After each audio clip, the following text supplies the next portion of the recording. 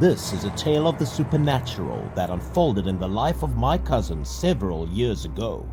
His name was Shen, a skilled engineer who had earned a reputation for his exceptional work, often entrusted with numerous projects by his company. Shen was responsible for managing a small team of contractors specializing in small-scale infrastructure projects. On one occasion, their team received a project located in a tranquil town situated in a remote province.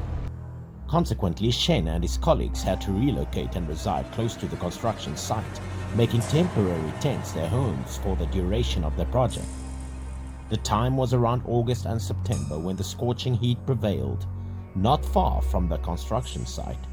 Shen stumbled upon a nearby river and, seizing the opportunity, invited one of his colleagues for a refreshing swim. They reached the riverbank after a short while, and without hesitation immersed themselves in the cool waters. But fate had something unexpected in store.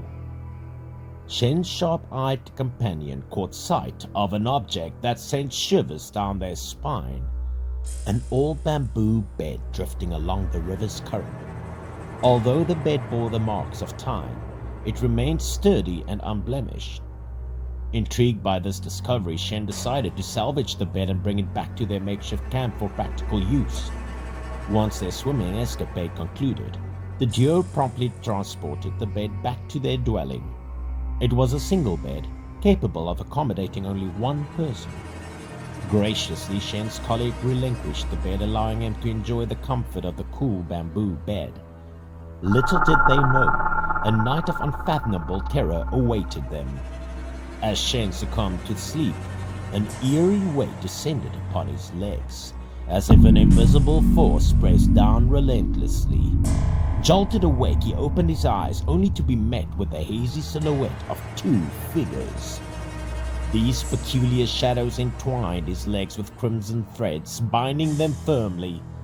A ghastly revelation followed the presence of a lifeless being lying beside him.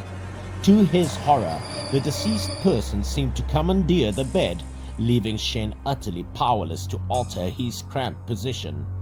Disturbed and disorientated, he struggled to discern reality from the realm of nightmares. Throughout that harrowing night, he shared the meager space on the tiny bed with the departed soul. Morning broke, and Shen's colleague woke him with a deep sense of distress itched across his face.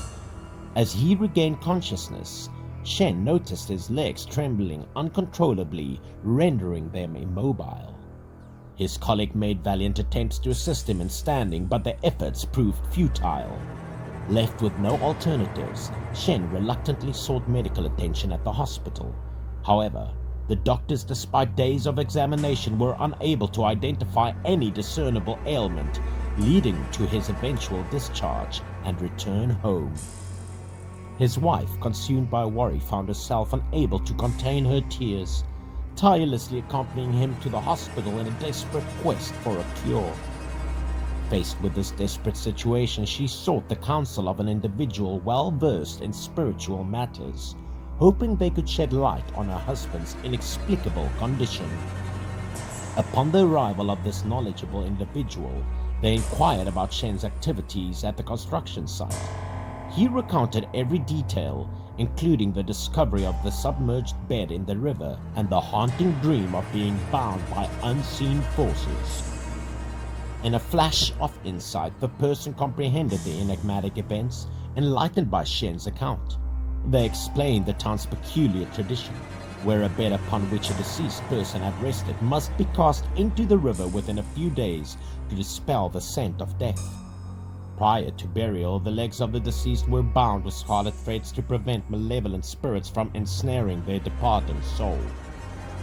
The shaman continued to recount the peculiar customs of the town, revealing that the deceased were bound with a red rope before being laid to rest, a protective measure against malevolent forces attempting to seize their souls.